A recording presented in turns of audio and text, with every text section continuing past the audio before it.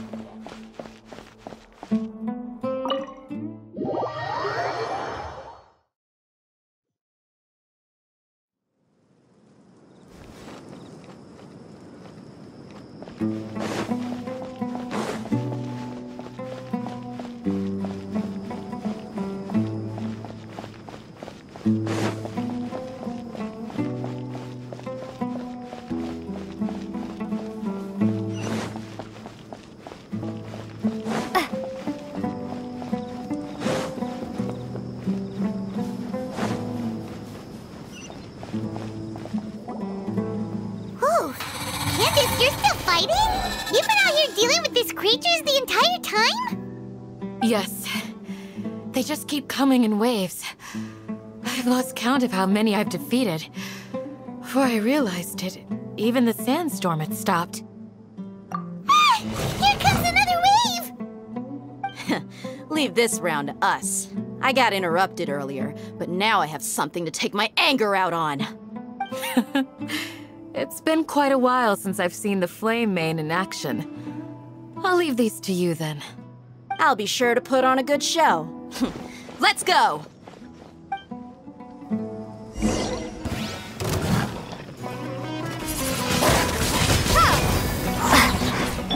Hey, get him! Dodge this!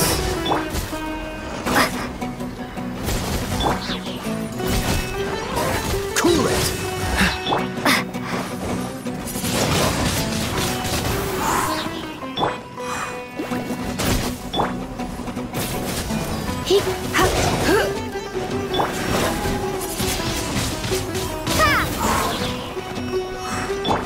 Freeze!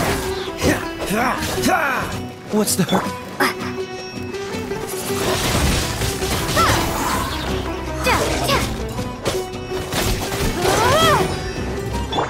Dodge this!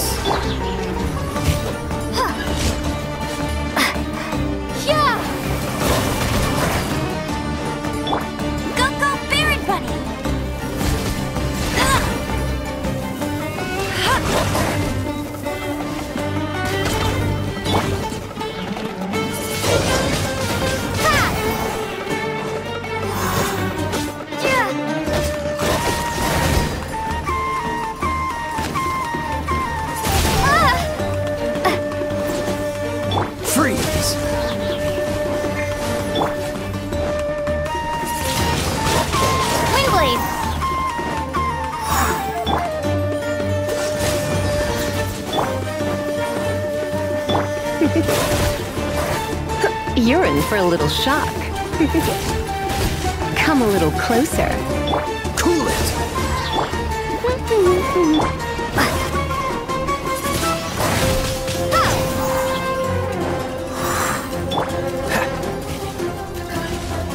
Dodge this!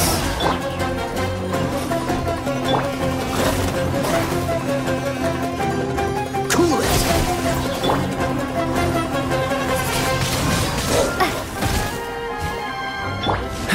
Dodge this!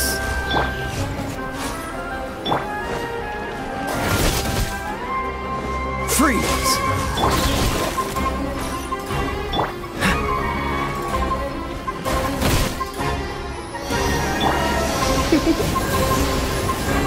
No one escapes my sights!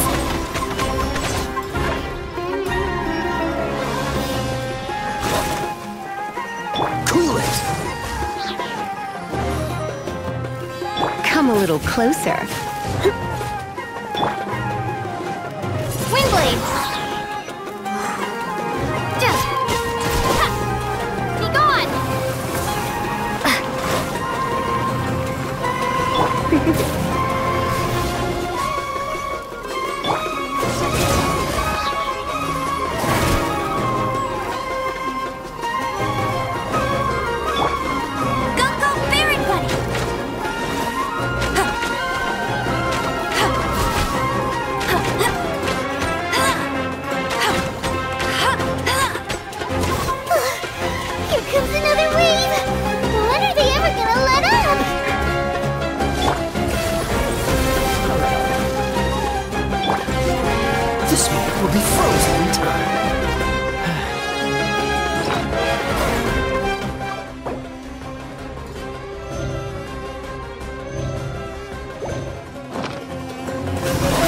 this!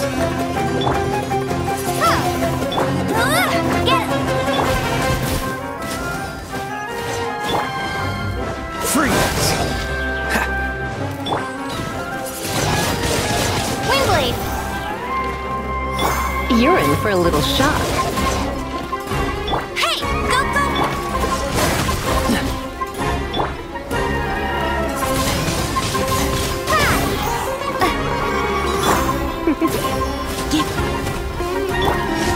Let it rain! Come a little closer.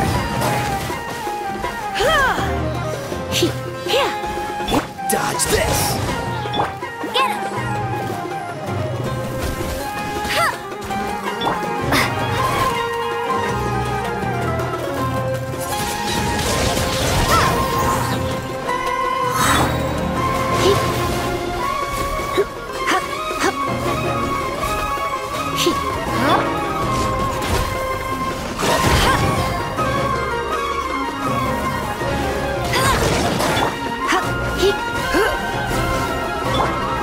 Cool it!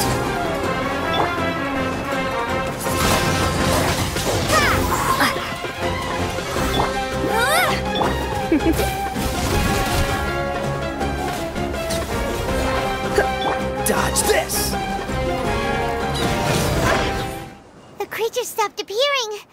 Was that the last of them? What we fought just now was probably the aftermath of the sandstorm. So we should be safe for the time being. Well fought, everyone. No injuries, I hope. Huh? Who are you? Ah, my apologies. I haven't had a chance to greet you yet. I had my hands full taking care of the village's elderly and children. I am the chief of Aaru village. Everyone usually calls me Uncle Anpu. Sir, I am also originally from the desert, but I have not been back for some time now. May I ask if such sandstorms are common? I can't say they've always been common, but recently the storms have become increasingly severe and frequent. Besides sandstorms, we also occasionally get earthquakes. According to an investigator who stayed in the village a while ago, these unusual natural phenomena are related to the withering of Irminsul. Another effect of Irminsul's withering. So, Irminsul's withering causes withering zones in the forest, and sandstorms and earthquakes here in the desert? Everything in the natural world is inextricably connected to Irminsul. These regional symptoms can indeed be a reflection of Irminsul's present state. Everyone in Aaru village needs to take good care of themselves. Speaking of which, why haven't I seen a single village keeper since I got here? Village keeper? Who are they? Village guards like Candace? Does your curiosity know no bounds? Village Keeper is how Aaru village refers to mad scholars exiled here by the academia. Most of them are scholars who lost their sanity after a period of training in the Avidia forest. The academia believes that their crazed mutterings may have a negative effect on the psyches of other scholars. So, they're forcibly exiled to the desert. Though if you ask me, it's all a boatload of nonsense. Alas, that's exactly what we've been trying to investigate. One by one, the village keepers have been mysteriously disappearing without a trace. But no one in the village has ever seen them leave. If you're planning to stay around the village for the next few days, I'd appreciate it if you could keep an eye out for them. I've had encounters with those people in the past. I'll see what I can do to help. The Matra are the ones responsible for their exile. Now that you're no longer with them, are you trying to alleviate your guilt and atone for your past sins? I'm fascinated by how you think. Mock me if you will, but if you are guilty, I will eliminate you, regardless of my position or identity. Oh, you're the former General Mahamatra. You must be an expert in these kinds of investigations. Thank you for your help. Is it because you're reminded of Hypatia? Oh, these poor scholars. First they lose their sanity, now this! We need to help get them back home, safe and sound. But, is it really a good idea to tag along with Cyno? You seem like you really don't trust him. I'll be grateful for the assistance. No doubt you will do a better job than some of my former subordinates. Let's start by finding a spot to share what we know so far.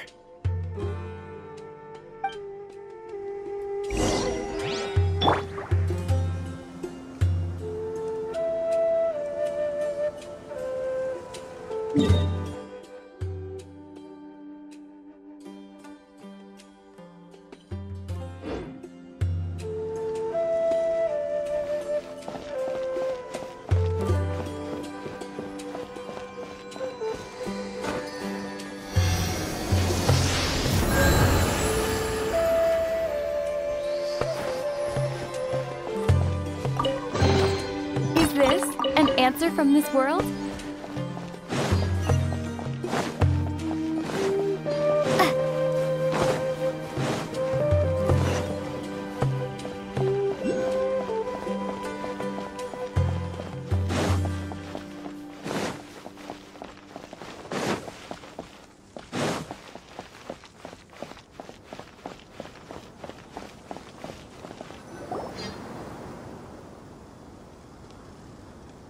Although I've sent myself into exile, I'm still doing essentially the same things as before.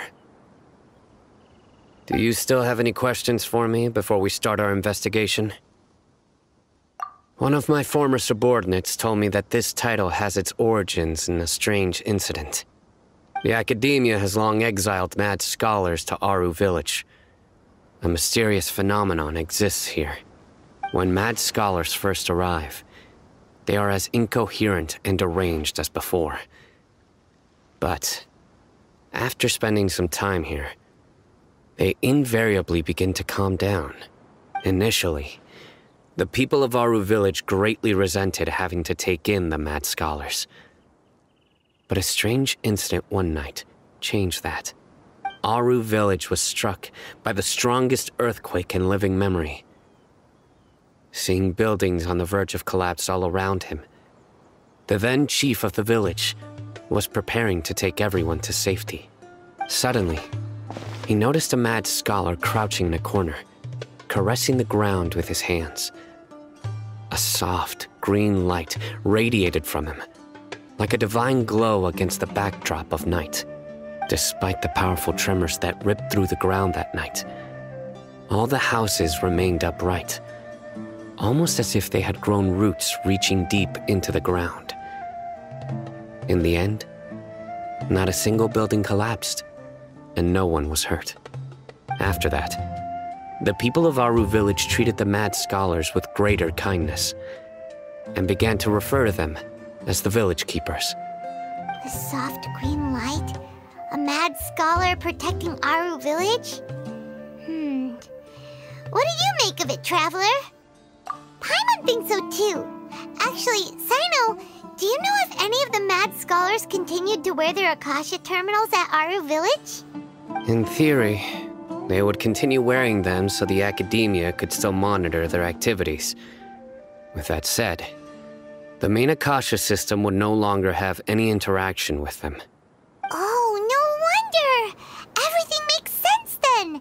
Add in the fact that they calmed down, it was probably Nahida who calmed them. If you are able to draw a conclusion from this one story alone, then it appears you possess much more information than I do. So, what do you make of the story? Really? Lesser Lord Kusanali. What? You don't believe us? Lesser Lord Kusanali was definitely using the Akasha to give her power to the mad scholars! No, it's not so much that I don't believe you. I'm just struck by your reasoning. Lesser Lord Kusanali, the current Dendro Archon, is she really active in Sumeru? The Academia has always placed far greater importance on the late Greater Lord Rukkhadevata. They've more or less ignored Lesser Lord Kusanali, and I've never had any reason to doubt their views. In addition, I've never heard any stories about Lesser Lord Kusanali and her deeds. To me, she might as well have been a god that never existed.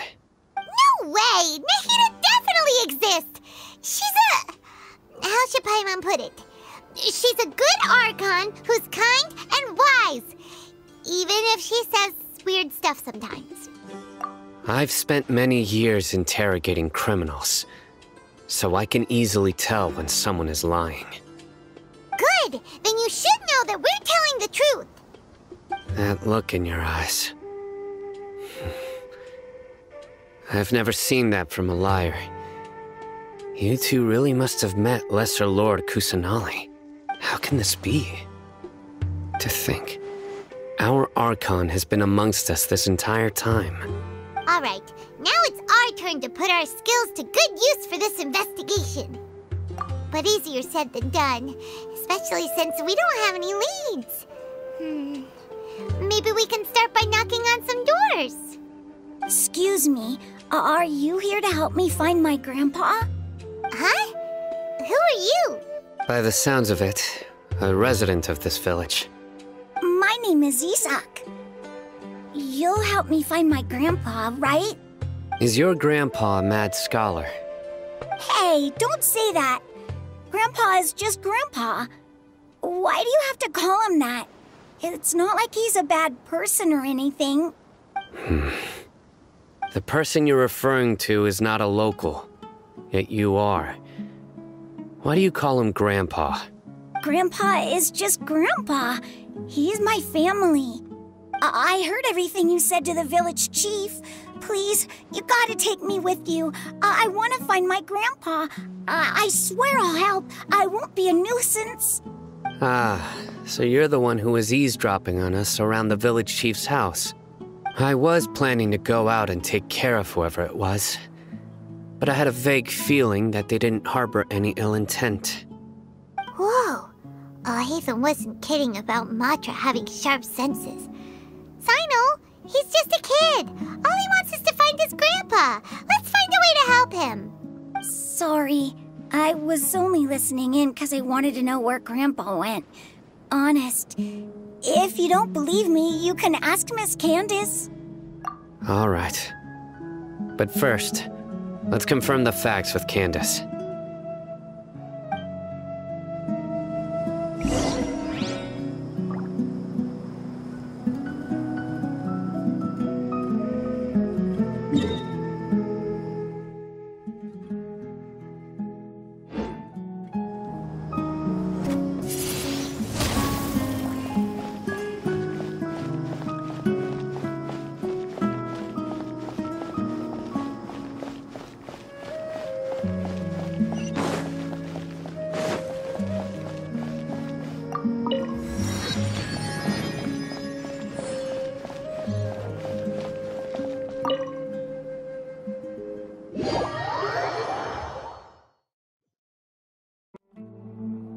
Cyno is super vigilant. Is this what all the Matra are like? Ah, you're back already. We just wanted to confirm something with you. Do you know a boy by the name of Isak? I had a feeling he'd go looking for you. Huh? You knew this would happen? Yes. Although he tried his best to stay hidden, I still noticed him eavesdropping outside the window. He really wants to get his grandfather back. Isak's parents were both Aramite mercenaries who rarely returned to the village after finding employment in the city. He was raised by his grandfather. Unfortunately, it was only a few years before his grandpa passed away. Isak was still very young at the time, so various families in the village took turns caring for him so he could survive. Later, an elderly mad scholar arrived at the village. Isak thought the scholar bore a striking resemblance to his grandfather, and thus often spied on the man. However, the scholar was unkempt in appearance and incoherent in speech. Although Isak referred to the man as his grandpa, he was afraid and didn't dare to approach him. One summer night, The oft mumbling and bumbling Grandpa suddenly calmed down and seemed to become more lucid. He even noticed Isak hiding in the distance. So Grandpa walked up to Isak and patted him on the head.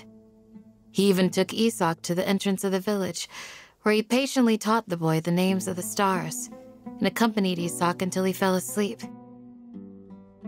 The next morning, Isak woke up and wanted to go find his grandpa again, only to realize his grandpa no longer recognized him. However, even so, Grandpa retained his calm expression. It's said that those who saw the scholar claimed he no longer appeared to be crazy, but appeared to be living in his own world, almost as if he were sleepwalking. Isak was thrilled that his grandpa was able to find peace and would follow him all the time, asking him things like, "Grandpa, want me to take you somewhere fun?" Or, "Grandpa, could you tell me stories about the stars again?" All this somehow just makes Paimon feel really sad. It seems like they both deserve so much better. Perhaps. Nearly everyone who lives in the desert has some form of hardship or regret. But even so, we must still continue on with our lives. It's also my reason for fighting. I must continue to protect this land.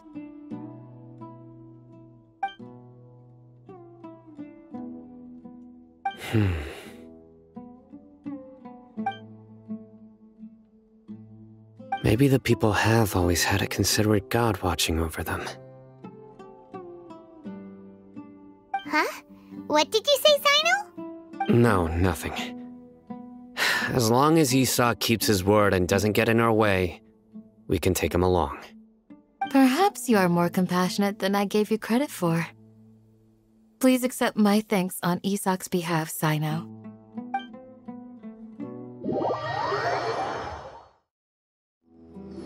Hey, Isak!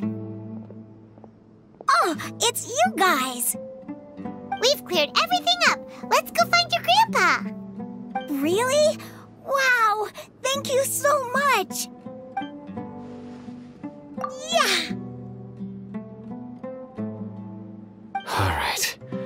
Let's ask the local residents some questions first.